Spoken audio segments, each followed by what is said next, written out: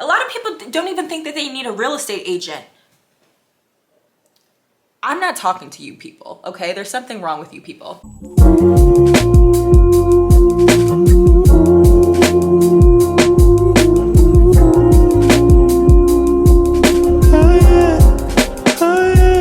Good morning, America. Okay, that was a little bit too much, but good morning, everybody. Top of the morning. Top of the morning. I'm gonna do another realtor day in the life today because I haven't done one in what feels like forever. So I'm just like, today's the day. But what I'm actually gonna do, what do I have planned today? So I had to wake up at the crack of dawn. I have a buyer walkthrough at 8 o'clock, but it's almost an hour away because I live so far up north. So I have to leave my house probably within the next 9 or so minutes. And then I have a little bit of a break. I think that's only going to take me like an hour or so. But I'm so tired. Like, I went to bed at maybe like 11 something, but I couldn't really sleep because I was just thinking. I just came back from a really phenomenal like trip in Houston, and it was just so good that I've been on like a high from that this whole week. But I've also been so busy. I just have not been able to keep up. Like, as soon as I was getting ready to leave, things just started getting like out of control, right? Like, I started getting so many emails, so many phone calls from people, and I'm like, I'm going on vacation. Where was this energy when I was like, just like having a regular day, doing my normal amount of work? And I was like, look, I'm not letting y'all stop me from going on vacation. Yes, I was delayed a few hours, but I was driving anyway, so it was fine.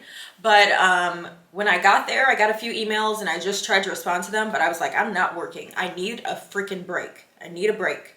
So then as soon as I got back, I ended up staying for an extra day. But as soon as I got back, I literally had to come home, shower, then do showings for like 4 hours. Okay, I should have recorded that day. That was a crazy day. But sometimes you got to do what you got to do. And then the rest of the week, like today's Friday, I got back Monday. I have like been literally locked in the house, making phone calls, responding to emails, clients calling me about homes already under contract, asking me questions about closing disclosures. I have one client that wants to sell their property, so I've been going back and forth trying to, get some strategy in mind for like how I want to go about that. And because it's a newer home, and but literally I've been locked in my house, barely could even eat, barely could even go to the gym. I tried to go to the gym yesterday, but I had to almost stop because I had a client that wanted to see this house, a client that I've been showing homes for a few weeks now. And he's like, I think this is the one. And I'm like, crap, let me get off the damn treadmill and go see if I can make an appointment. And then the seller declined the appointment. I don't know why, but then he also declined an appointment for Saturday, even though all these time slots are open in the showing time app. Okay, now I'm just on a rant. I don't even have time to eat breakfast. And that's okay because I think I'm only going to be gone for like an hour and a half. So maybe I'll have time to just come back here, or I'll have time to get something out. I did want to make coffee because I'm really good to no one without coffee, especially when I'm tired. But I did want to, if I can, I'm going to try to record a little bit of the showing. Keep in mind, there's going to be quite a few bit of people there, so I don't want to be like, hey, I'm a vlogger, blah, blah, blah. So I'm going to try to get as much little snippets as I can, but basically I'm doing a first walkthrough. So, sorry, I got to keep checking the time. After a home's been under contract, a new construction home, it's been built, you're getting kind of at those final stages where you're getting ready to close. Maybe you're like a week, 2 weeks out. More commonly a week though. You have your first walkthrough. Your first walkthrough is when, me as a real estate agent, I really, unless something's really horrible, I do not like to miss these. I don't think I've ever missed one in the years that I've been an agent, but me, the buyer, buyers, the project manager, sometimes the site manager will all be there, and we're literally going to go through the whole house, putting like blue tape on things or writing down things that with our naked eye we see needs to be repaired. And that's basically what that whole interaction is about. And then also, this is also like a new home buyer walkthrough. So that site manager, project manager will also take the opportunity to explain to the new buyer or buyers important features of their home, like how to turn off their water heater, where this is located, how to turn off your electrical stuff. Here are important numbers to call if something is with your HVAC. Here are some important things that you need to do to maintain your home and maintain some of the technology in your home. So it's super helpful, super important, a lot of information for the buyer. And I've stressed this several times, I also try to get all of my buyers to pay for a third-party inspection. I haven't been as successful sometimes. Like, some people just don't want to pay the extra expense, but to me, it's worth its weight in gold. Because like I said, you, me, the project manager, everybody, we're only going through the house with we're only going through the house picking out what we can see with our naked eye. But an inspector has like tons of liability insurance, tons of equipment, fancy equipment. They've taken so many exams and everything. Like, it's their job to go through things kind of with a fine-tooth comb. They're not a specialist. I have met inspectors that had more of a specialty in one area based on their own background. So they may be more of a stickler for electrical issues in the home or foundation issues in the home, vice versa. But what they do is very general. They give you a general outlook of the condition of the home. And the reason why I say that's worth its weight in gold is because once they, check the foundation, is it within a reasonable expectation, reasonable limits, reasonable degrees of differences, right? They're checking the plumbing, the electrical work, they're checking the appliances or the appliances that are included in the home. They're checking the roof. Sometimes I've had inspectors go on the roof. More recently, a lot of them are using drone photography, a whole bunch of other stuff. They're checking the HVAC. So all the things that you and I cannot check because I'm a real estate agent. That's way past my job description, right? And I am never, ever, ever, there are two things I'm never going to be as a real estate agent, okay? I'm never going to be a lawyer, so I'm never going to give you legal advice. I'm going to tell you to reach out to an attorney. And I'm not an inspector. I'm not going to be able to tell you the exact condition. I may point something out and be like, ooh, I think we need to call an inspector for that. But yeah, for me, third-party inspections are so important because if you're getting a new house, everything should be in working order, up to code, in working condition. So anything that comes up on that inspection report, if it's something that's necessary and not recommended, 9 times out of 10, a builder is going to fix it because they have the resources, they have the tools, and also maybe 9.5 times out of 10, it's already on their radar. They already know they need to come fix that, So that's why it's super important to me. I've had some clients decide not to do it. I don't know why. But they also have another opportunity based on their home warranties.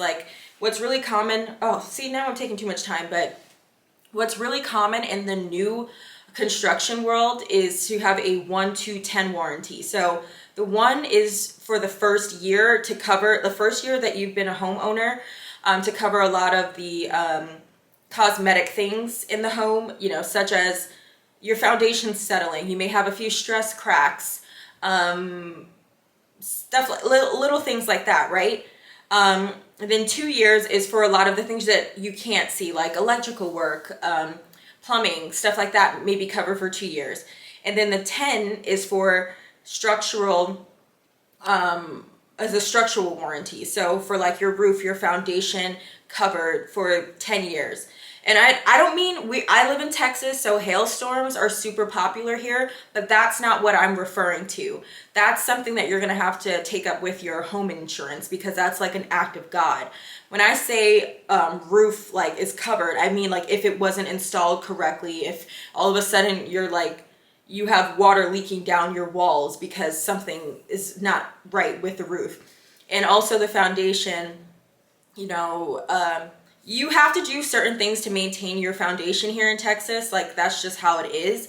I've actually spoken to a few foundation companies. Some of them are forming things that you can put underneath your foundation to stop it from settling as much. or shifting as much. So that's really cool. But, you know, within your first few years, you shouldn't see any drastic changes. So that's why I say that. Like if something was not right with your foundation. But I say all that to say I do have occasionally clients that do decide to wait until maybe the 11th or 12th, like no, the 10th or 11th month that they're in a home to get an inspection, because it's also covered up to that point as well. And then I've also had clients that decided to do all 3 inspections, like a pre-drywall inspection, an inspection after, like right before closing, and an inspection at 11th month. So I've seen all over the sun. But if I could decide on one, which is most important, because they are an investment, like they're like maybe $400 or $500 depending on the size of the home, I would say at least at the very minimum get that inspection right before you're about to close.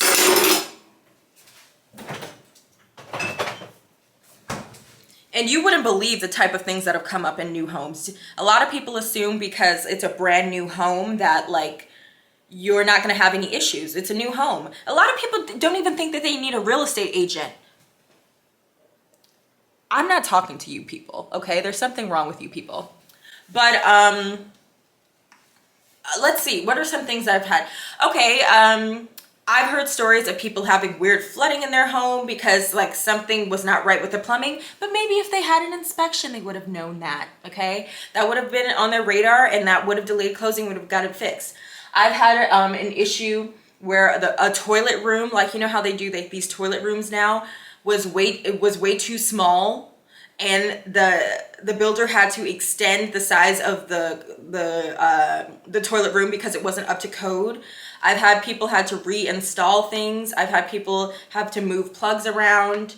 I've had some strange stuff happen. I've had a roof that was not installed correctly. The shingles were not put in the right order, and the inspector found that out. And you know what that builder did? They redid the whole roof. So that's why I'm trying to tell you this stuff is not a game. Like buying a home is like one of the biggest investments you'll make. One of the biggest financial decisions you may make in your lifetime. And some people are blessed to do it more than once, but either way, it's so important.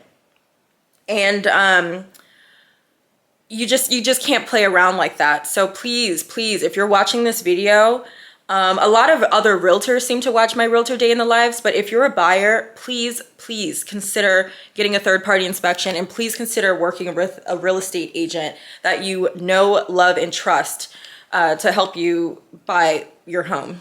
But anyway, I really have to run. I hope I have enough gas in my car because I don't remember getting gas again. And I have a 40-minute drive, but I'll see you guys later. And I'll try to get as much footage as I can. And sorry that I'm looking a little bit rough. I told you my situation. It's not much for me to go over it and tell you what you might have missed. And I told her, but you might want to remind her. Mm-hmm. I will send her the warranty manual. Mm-hmm. So it goes item by item, like what's allowable, what's the spec. So, you know, if you see something that might be a little bit wrong, if it falls within the spec, they won't fix it. It won't be covered under the warranty. So, but primarily during this first year, most things that she finds, we're going to fix. Okay. I mean, so like technically the fence is not covered. But if you're here for 2 months and the fence blows down. Yeah, because I'm like, we had some gusty winds a few weeks back. Yeah. Exactly. So to me, that's an installation problem that they didn't install it adequately. And so can I ask you, what do you think they're going to do about her grass? Because it's like, it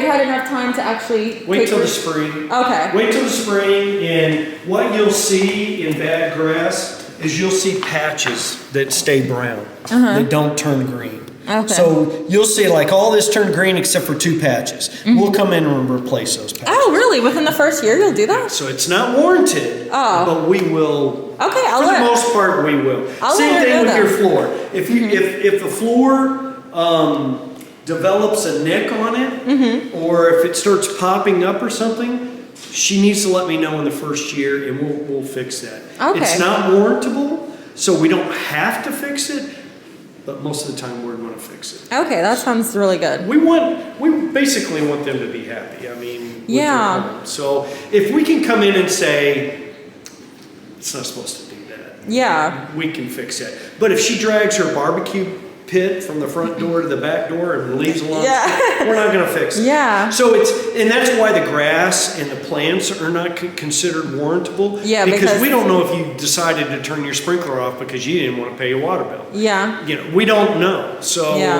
we can't tell from that. But I can usually tell pretty easily about the grass. Like I said, if it's all green and there's 2 patches out there that brown, you can't tell me it had anything to do with their sprinkler system. So we'll fix that. We'll bring in a couple patches and put them up. So. Okay. I'm just going to do another little walkthrough. No problem.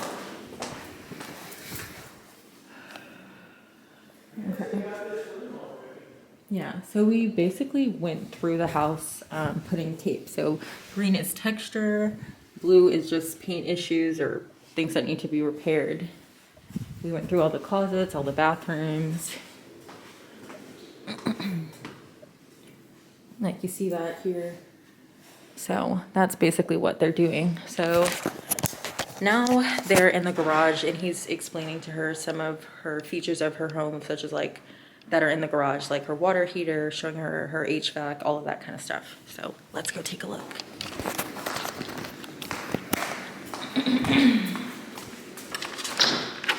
That is damn good.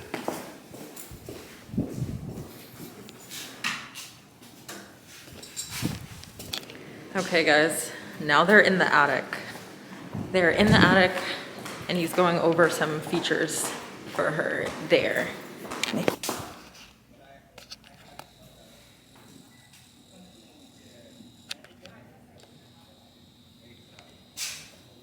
They sprinkling, but they cover it up.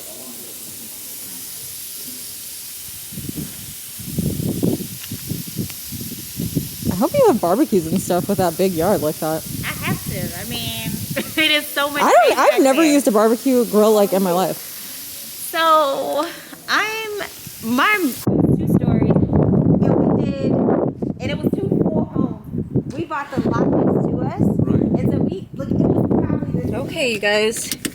Now I'm taking you to see a few rental properties. So let's see. Oh, I think I'm gonna be a little bit late. Crap. Okay, let's head out. Okay, so now, dang, I forgot to take out my trash. Crap. I'm just like running myself ragged here. Like, I'm exhausted. I'm just like, this is just too much. Like, I have to just put my phone on silent for a few hours and take a break. I haven't gotten to go to the gym. I haven't been able to go to the gym this whole week. I usually go to the gym 4 to 5 times a week. I have missed meals. Like I said, today I was up 6:30 doing showings. I had to drive an hour south, and that ended up taking 2 hours instead of 1 hour. And now I'm so tired, but I have to show 5 homes, and tomorrow I have some more showings. So Sunday I have some more showings. It's just a lot. And I was supposed to go on vacation next week, another vacation that I had booked, but the weather's not warm enough where I was going, Miami. So I decided to cancel it and get my money back. But I'm kind of glad that I canceled it, because now I have a closing that I was gonna miss had I gone, and then I probably have some more showings to do. I'm just really tired.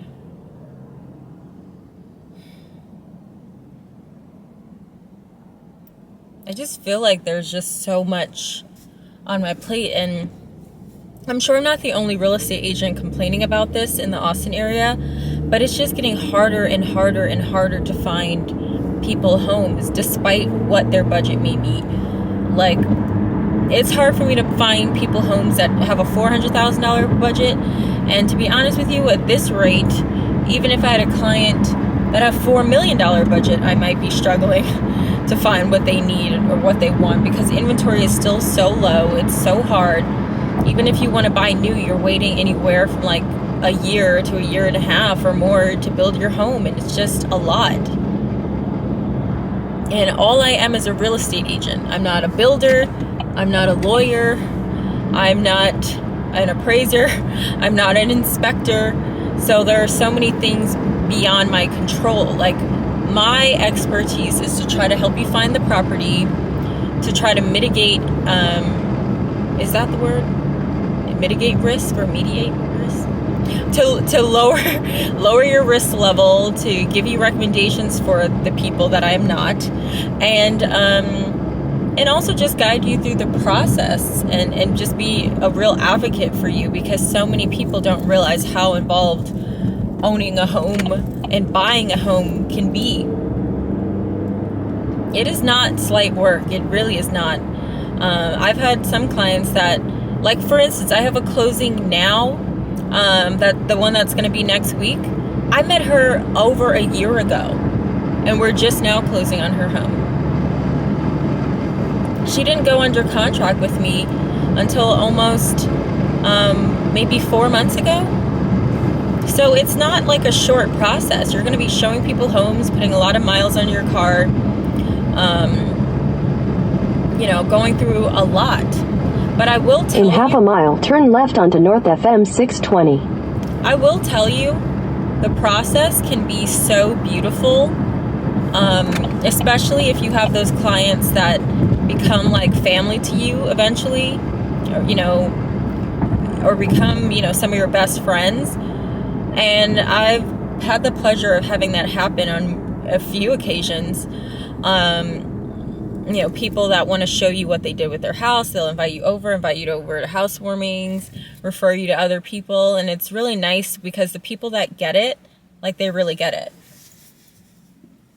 And it can be a really rewarding job if you really have a passion for it and you do things, with love. Like, you can't get into this business. I personally feel you can't just do anything just for money. I don't think you'll ever be truly successful. You may be successful financially, but for me, real success is being happy and having the finances. So, am I happy with real estate all the time? No, I'm not. Sometimes I'm exhausted. People call me in the middle of the night. People call me early in the morning. People emailing me, bombarding me with text. Then then there are some people who don't ever want to text. They only want to talk on the phone, and that may not be easy to do. It's a lot. It's a lot. But like I said, then there are those moments where you meet people and you help them, and they just make it all worthwhile. And those are the moments I live for. I got into this job to help people find homes, help people build generational wealth for themselves, and I think that's why I'm actually having as much success as I am. It's never, ever, ever, ever been about the money for me. But I will tell you, I'm very blessed financially. I'll say that. But anyway, I'm just going to focus on driving. I'm kind of getting close to where I'm going. So I'll check you there. Okay, here is the home over here. Okay, I'm going to let myself in. Okay, so while I wait for them to come, I'll just show you around. I just opened the door. So, kitchen, dining area,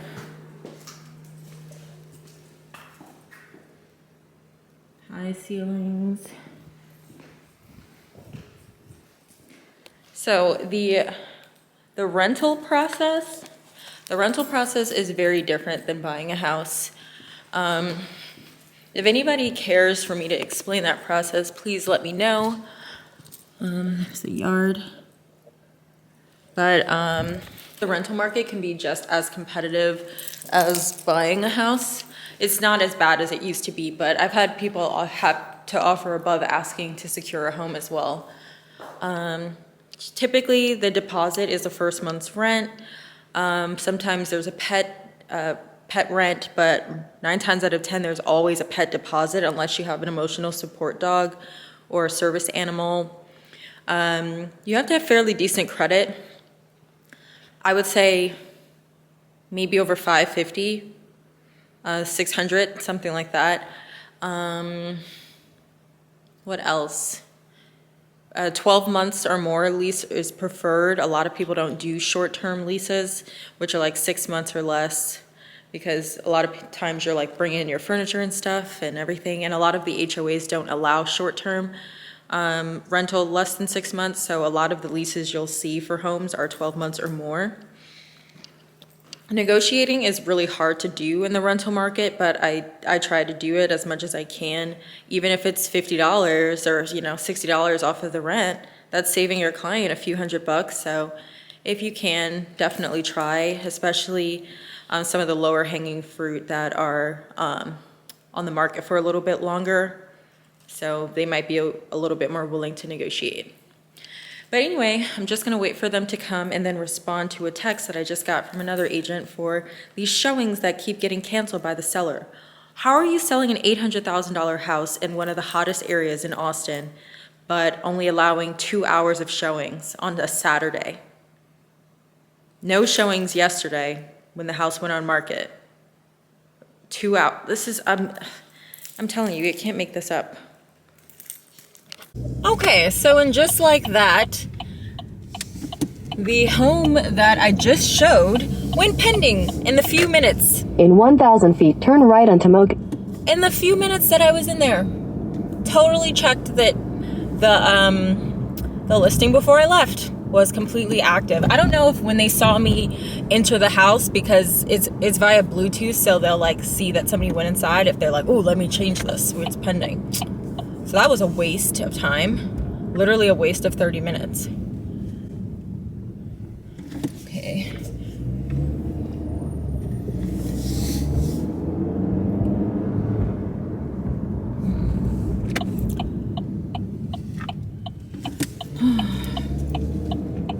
And another agent called me because I'm helping an agent in Dallas write an offer for his son. So that's a whole mess. But is it really? Actually, it's a blessing because I'm getting paid a referral fee. Referral partners, always good to have. But I'm just so tired. I'm like, maybe I can try to like nap for an hour and then call him. Really nice house though.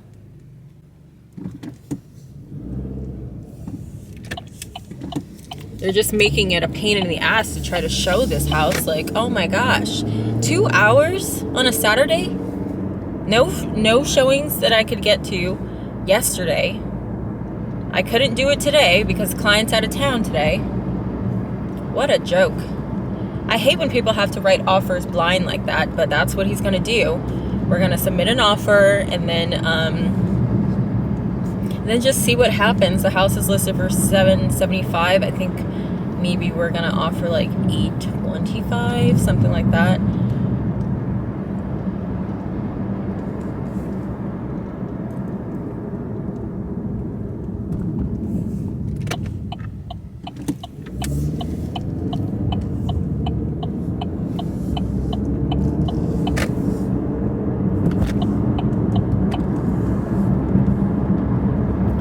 But yeah, living the dream, living the dream.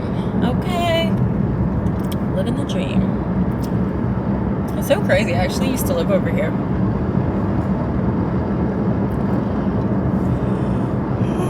Well, I'll see you at the next one. I didn't want to do too much recording, probably for the next few showings, because it's like a family, and I hate always having to explain to people like, oh, I vlog sometimes, because not everybody wants to be on camera. So, but I'll try to sneak a little bit of the house if I can. There's another client texting me. What is she saying? Williams sent a link to African American Leadership Institute. African American Leadership Institute. Would you like to reply? Oh, okay, so she was sending me something we had spoken about to do some community service. See, clients come in clutch. I was telling her I wanted to do some volunteering, and she like sent me a link to something. So, got to check it out. But yeah, this is the life. This is the dream. I'm not all glamorous today, but sometimes I actually try to look a lot nicer, but I was just too tired today. Didn't get to wake up. I had to be out the house at like 7 o'clock. I really, literally used to live right over here. This is crazy.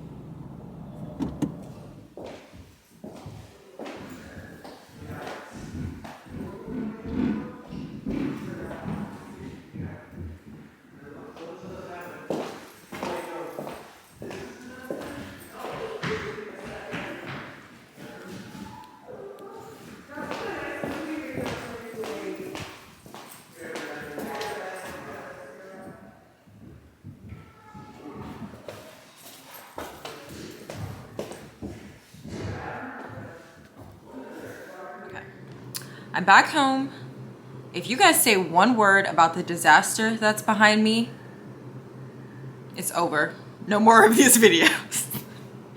But I just got back home. I grabbed some sushi. Here, hold on. Yes, I ordered 3 rolls by myself. Yes, this is a good $50-something worth of sushi, but mind your business, okay? I don't have enough time right now to make food, and I also don't have a fork. As much as I eat sushi, you would think I would know how to use chopsticks, but I don't. And again, mind your business. Okay. I don't think I'm gonna be able to go to the gym again today. This is, why is this happening? Okay, like, I'm starved.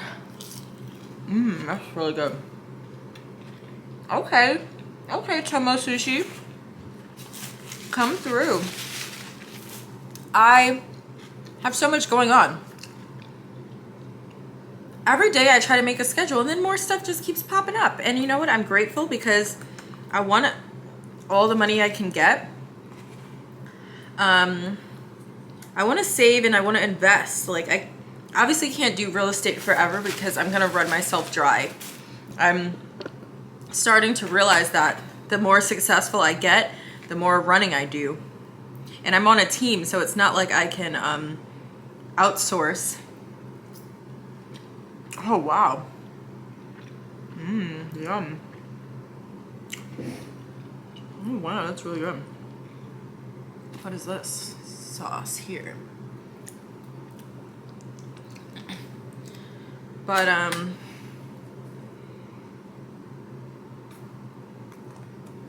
what is this?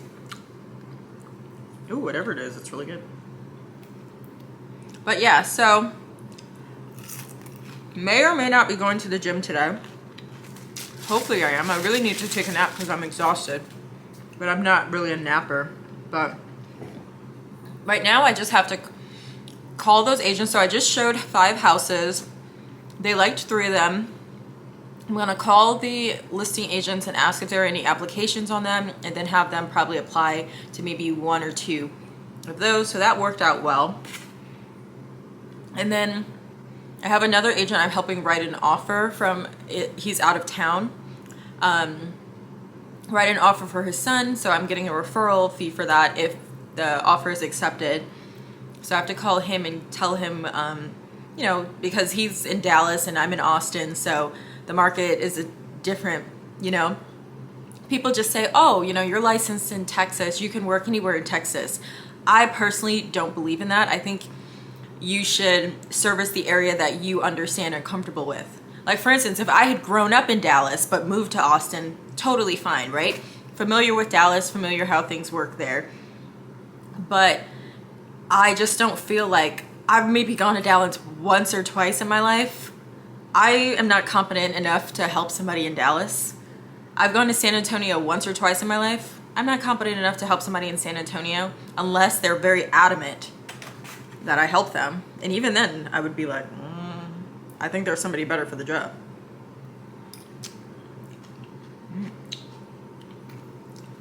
But I'm gonna eat right now, and then maybe I'll let you guys listen in on some of these phone calls so you can get an idea of what it's like whether you're renting. I actually, again, don't do a lot of rentals. I just don't have the time. It's not as much money involved, but it is quicker money because you don't have to do as much work aside from showing the property, unless you just have somebody that's super picky for a rental, which usually rentals people aren't as picky because it's not their home and they understand that. Or maybe you have somebody with bad credit and they keep getting denied, whatever the case may be. Do your vetting as much as possible before you take on a rental, because people will drive you across the city. I personally do not do rentals if a person's credit is not in a certain spot and they don't have a certain budget, and even if their budget, is good, they're not realistic for what they're looking for and what area they're looking for with that budget. I just don't believe all money is good money. I'm one of those people. I want to work with people that want to work with me and people that value my opinion. So if somebody doesn't believe what I'm telling them, obviously I'm not the real estate agent for them. So please find somebody else. And I don't mean that in like a nonchalant way. I mean that with all seriousness. Like, you should be able to trust your real estate agent, trust their word. And if you don't, it doesn't even necessarily mean there's nothing wrong with the real estate agent. It just means you're not a good fit. But yeah, I'm going to enjoy my food for a little bit. And I'll see you guys in a bit. I'm sorry if I'm talking really quickly. I usually don't talk this fast, but something about how anxious I am with how much stuff I have to do is like making me like expedite everything. So I'll see you guys later. Okay, so update. Out of the 3 homes that those clients were going to put in applications, or at least were considering putting in applications for, 2 of them already had applications in. So one of them, the last home that we saw, had a few applications, but the landlord didn't feel like any of them were worthy. And then the second to their favorite home has 1 application in on it. And I guess we're trying to just figure that out, because the application fee is $60 per person. So we don't want to put in an application and pay $120 if there's a chance that this other application is going to go through. So I will say, though, the good news is I haven't heard back from the listing agent for the first home that out of the 3 homes that we saw, but well, we saw 5, but out of the top 3 that they saw, so I'm hoping that that's good news, because that was their favorite home. So we'll see. If I don't hear back before they actually press the send button, I'm gonna just give the listing agent another call and see. But hopefully that works out for them, because then they would be able to get the home that they really like, maybe with less competition. It is an older home, but they preferred it.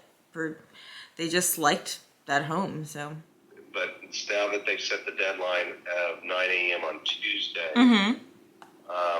if you can plan on making a phone call to her sometime Monday afternoon, just feel her out for what they have on the table. Okay. I'm going to do the same thing. Let's compare notes. Let's put the offer in, and let's see where we go with it. Okay, Maybe I'll he put that gets on it, my maybe calendar. He doesn't. If not, we'll move on to the next one. Okay. We're going to find something, though, here in the first quarter. Okay, I'll put that on my calendar. And then, okay, so parties to the contract, land, you already have that. Oh, let me actually open up that addendum regarding fixture leases. See if you have any questions about that, because if you do, okay, maybe if that agent's nice enough, like if you're one of the, the better offers, which I think, at that price point, it definitely would be. Maybe she can, or he or she can just give her a quick call and be like, hey, I'm Max's loan officer. Just wanted to, say hello, and then I'll be, something like that. I'm like trying to, like, I butter on the buyer side. I'm like, I'm just like butter up these people. No, that, you know what, it's interesting to hear, because this is what I tell all of my agents on my team, how to do this, and you've been trained well. So, because they always want to just submit an offer, and I say, you can't do that. You've got to get on the phone, and get a rapport with them. Because if something, if you can find out any bit of information, that's going to give you a hedge over anybody else. And you do that, which you've already told me that you do that.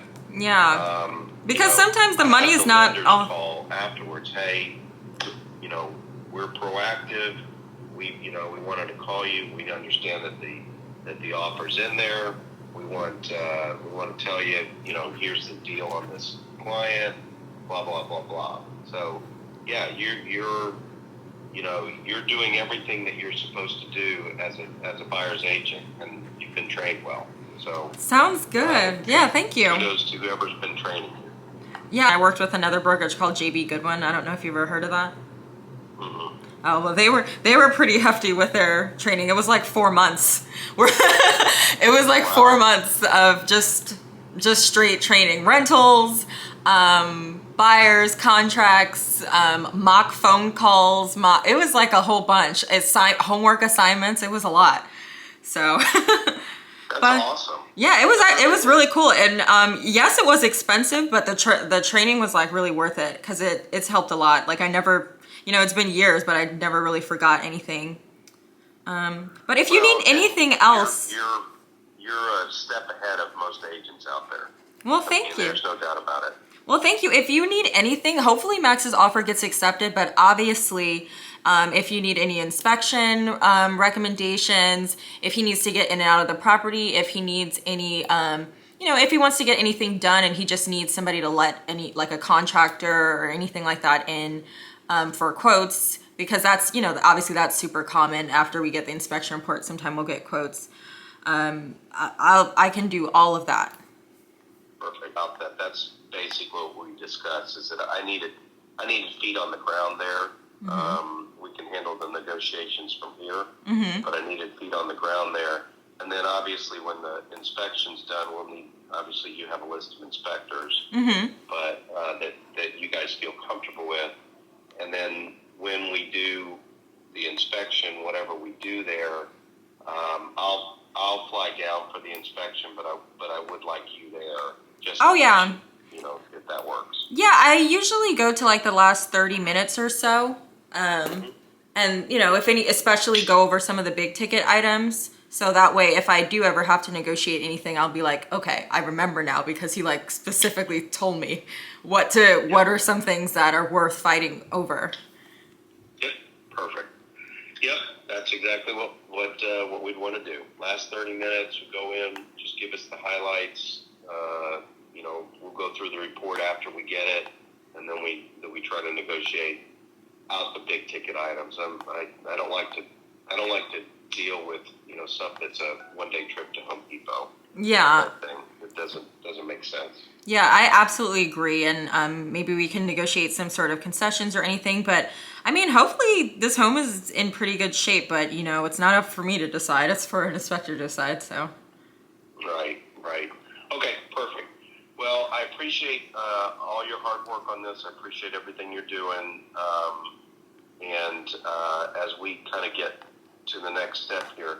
And again, I'm not sure whether this will be accepted or not. Mm-hmm. I think our offer would be probably solid, but it may not be. I mean, if the market's doing there what it's doing here, man, somebody's going to come in $100,000 more, which is, to me, absolutely ludicrous.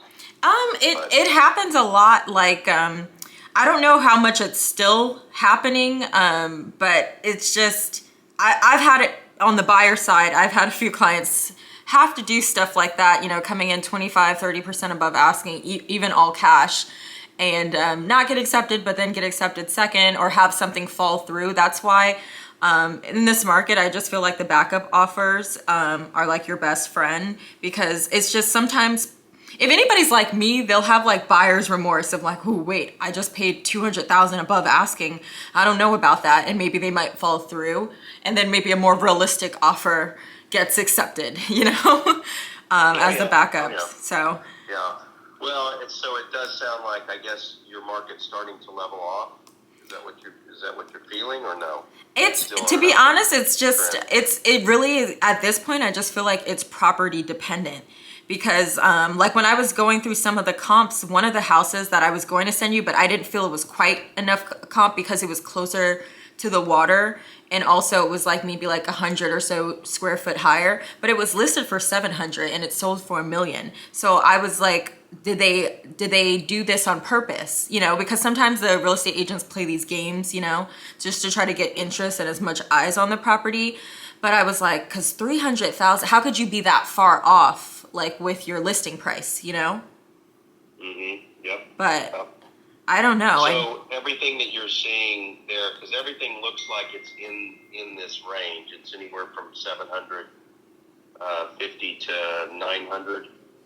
Yeah, this that little area, this pocket. Yeah, that's what I felt was more comfortable. And I was also looking at I was looking at the bedrooms, I was looking at the square footage, I was looking at the acreage.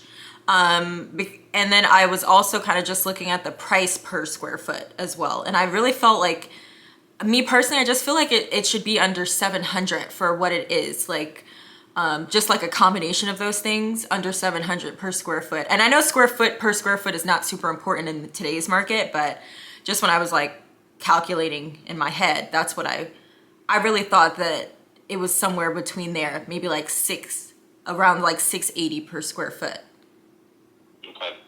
But I don't Puts it get into the range that we're talking about. Yeah, again, I don't know, because it's just like all it takes is an emotional buyer that's just like, oh, I'll spend 900. I'm like, but why though? People work so hard for their money. Why are you doing this? Like why are you giving like a whole extra engineer salary?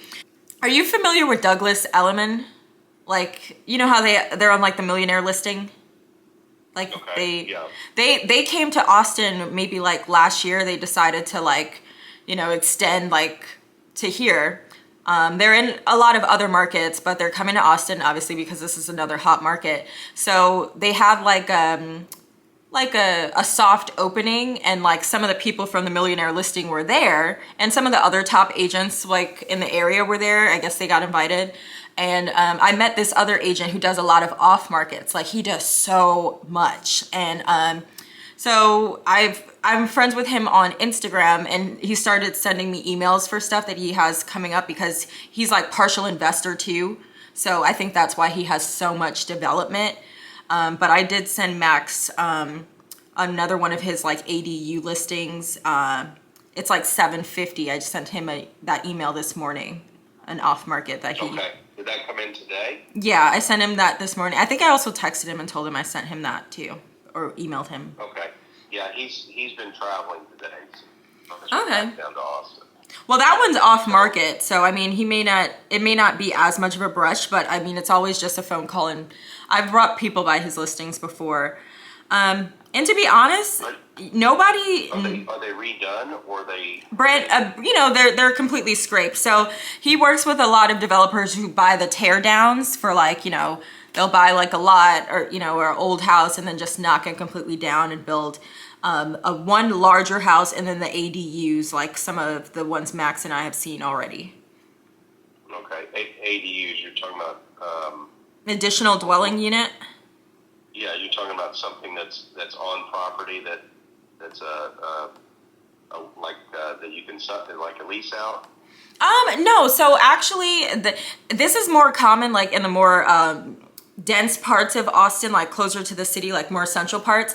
But I don't know the exact number. To be honest, I don't even know how long ago they started this, but they allow people, just part of like the rezoning, they allow people to have like one main structure house.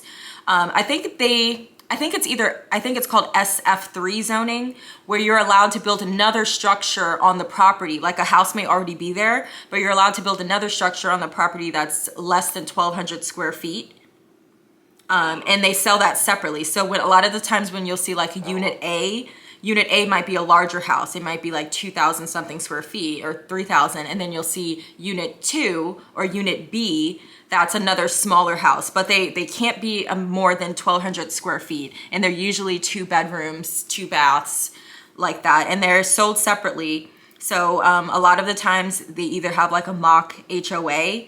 that's really just a formality. It's really just, if there's any charge, it's usually just for liability insurance. But otherwise, they function the same as like a single family residence. Like you may wave to your neighbor, but you guys aren't like making decisions about things. Like it's very laissez-faire. It's very separate. Like no real difference than you guys just being next door neighbors. Interesting. It is very interesting. I remember the first, it's weird how you'll see them because sometimes they'll be next to each other and sometimes the whole house will be like behind another house. So that's when it's kind of weird. But, Max has already seen a few. So a lot of the 2 bedrooms that he's seen are those type of structure. Interesting. Okay. Yeah. We don't have that here. They're not allowing us to do that. It's you really only see it more the closer you get to the center. I think it's just something they did to increase the density in that area. Interesting. All right. Okay. If we can find out anything on that, that would be great. Yeah, that I'll send another text too because it's always good to take a look at some of these other things. To be honest, that's how I have found a lot of the new development. Sometimes whenever I do have a chance, I'll just drive through areas, and if I see a sign or even see construction, sometimes I'll just get out of my car and be like, hey, who's building this? But it works. It's worked. I think it's happened at least 2 or 3 times. I've been able to schedule showings just because I passed by something and I saw the sign and then looked up the developer, or I'll see the workers working there and I'll be like, hey, when do you think this is going to be complete? And I'm like, who's the listing agent for this? Who's going to be listing this? And yeah, I think maybe like 2 or 3 times that's happened.